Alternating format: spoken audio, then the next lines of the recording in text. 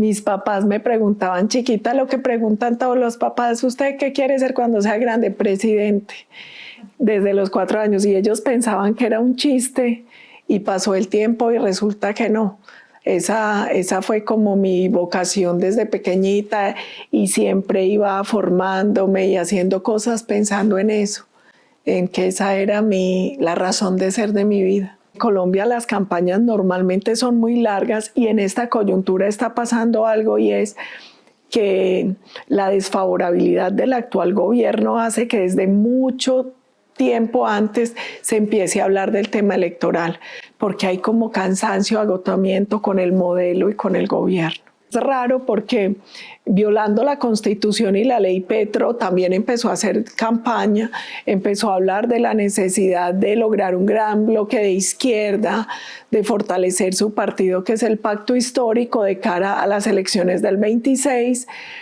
Y aquí hay varias cosas. La primera es, en Colombia no hay reelección desde el gobierno de Juan Manuel Santos, él salió reelecto inmediatamente. Se presentó el acto legislativo que prohibió la reelección en Colombia. 2, así sea en cuerpo ajeno, lo que no puede hacer un presidente en ejercicio es participar en política ni tratar de beneficiar un partido. Entonces lo que está haciendo Petro además es una clara violación a la Constitución y a la ley. En la Fiscalía se adelanta el caso contra Nicolás Petro, Day Vázquez, la exesposa, donde hay un acervo probatorio muy importante sobre recursos que iban para la campaña de Gustavo Petro de fuentes indebidas. ¿Qué fuentes? Son dineros no reportados, por ejemplo, de Santa López Sierra, más conocido como el Hombre Malboro, vinculado a narcotráfico, el Clan Torres, que dirige o lidera Euclides Torres, que es un grupo de contratistas, y de hecho en esos procesos hay adicionalmente unas declaraciones que dio Armando Benedetti, que estuvo en la campaña de Petro y fue embajador de Colombia en Venezuela al comienzo del gobierno de Gustavo Petro, que habla también de unos 15.000 millones que al parecer entraron de fuentes indebidas a la campaña. Ese proceso está en la Fiscalía, ya la Fiscalía pidió cárcel para Nicolás Petro, pero adicionalmente hay otros procesos en Fiscalía, Consejo Nacional Electoral y Comisión de Acusaciones por violación de topes de campaña, financiación indebida, falsedad procesal y falsedad en documento público. Todo eso vinculado a la campaña de Gustavo Petro. La falta de legitimidad que se genera por este tema de la campaña, más la manera en que viene manejando el gobierno el país, ha llevado a que hoy Petro tenga una favorabilidad muy baja, como entre el 30 o el 26%, dependiendo la encuestadora, que empieza a demostrar que el gobierno, además de legítimo, hoy no cuenta con el afecto de la ciudadanía. De hecho, ni siquiera como de lo que se consideraba antes el voto duro de la izquierda. Ya hay sectores de la izquierda que se han convertido en antipetristas. Yo creo que hay muchas cosas. Una es la manera corrupta en la que ha manejado el gobierno, el amiguismo, los gastos excesivos, por ejemplo, las denuncias que hay de la masajista, el maquillador, de todo lo que hay, la parafernalia en torno a la esposa de Gustavo Petro, que sin ser funcionaria pública, pues está llevando recursos públicos, todos los cambios de manuales de funciones para nombrar amigos, incumplimiento de requisito en los cargos. Hay mucho ruido de corrupción en el gobierno, ese es un primer punto. Un segundo punto es una serie de reformas que la ciudadanía no quiere, la reforma a la salud, la reforma la pensional, la laboral, y ellos tratando de imponerla por la fuerza. Yo creo que también la propia actitud y la irresponsabilidad del presidente. Este es un presidente que desaparece por temporadas, es un presidente que no cumple la agenda, es un presidente muy dedicado a Twitter, a peleas y no a lo que tienen que hacer los presidentes, que es representar la unidad de la nación y tratar de solucionar los problemas de las comunidades. Sí, pero yo creo que no lo va a lograr.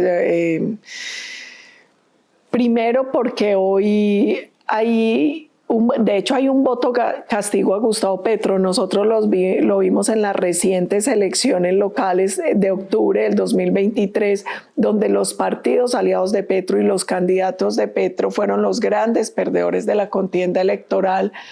Y adicionalmente, porque cada vez es más compleja la legitimidad y la gobernabilidad de Petro. Yo creo que hay varias cosas. La primera es que ganen los partidos de oposición, las locales, ayuda a generar un contrapeso político. Que el gobierno lo esté haciendo tan mal ayuda también para el próximo proceso electoral, pero nada de eso es suficiente.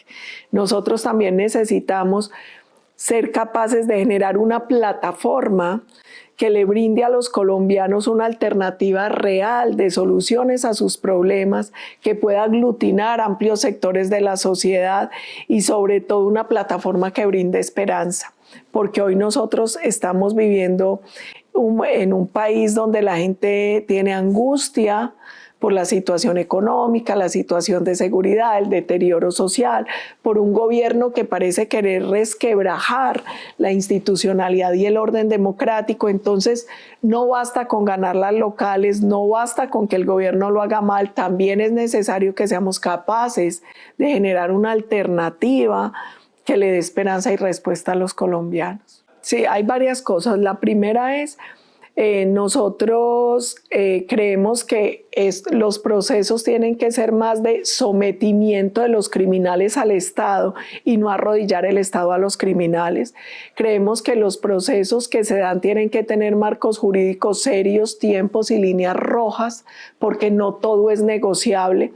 Hoy nosotros tenemos una preocupación y es que el gobierno abrió muchas mesas de negociación con el ELN, con las disidencias de las FARC, las que lidera el criminal Iván Mordisco, el criminal Iván Márquez, la negociación con los Pachenca, que son las autodefensas de la Sierra, y con el Clan del Golfo, que son las autodefensas gaitanistas, y además con organizaciones de narcotráfico como la Oficina. ¿Qué dificultad hay?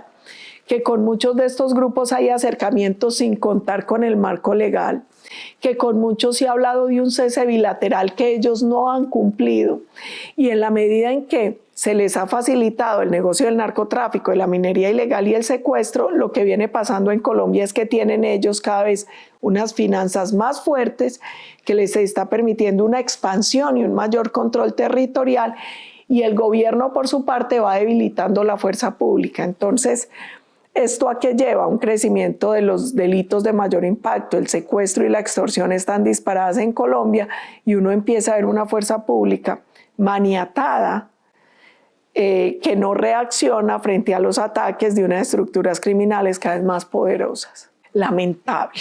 Es lamentable porque nosotros después de la pandemia veníamos en un proceso de reactivación económica y con Petro empieza un proceso de desaceleración de la economía. Por muchas razones. Una es que la inversión ha perdido confianza. Los anuncios de Petro son muy complejos. Varios de los miembros de su gabinete tienen un discurso muy duro antiempresa.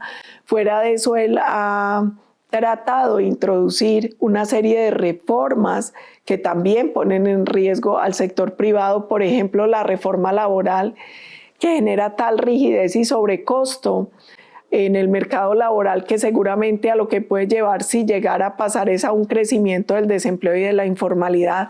Él aprobó el año pasado una reforma tributaria que fue muy dura contra los sectores productivos. Muchos de los artículos además fueron inconstitucionales y los tumbó la Corte. Entonces ahora está proponiendo una nueva reforma cuando ya está matando de asfixia a las empresas y a los particulares.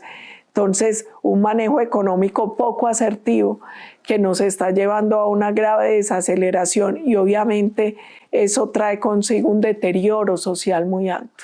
Uno siente un poquito de pesar porque es como si nadie aprendiera en cabeza ajena. O sea, muchos países de Iberoamérica han caído en estos regímenes populistas, en estos regímenes de cortes autoritarios, unos regímenes que quieren colectivizar, que acaban con la libertad, que acaban con la propiedad privada, con la libertad de empresa, que tratan de resquebrajar la democracia, la institucionalidad, los pesos y contrapesos, y pasa en un país y luego en otro, y pareciera que no aprendemos.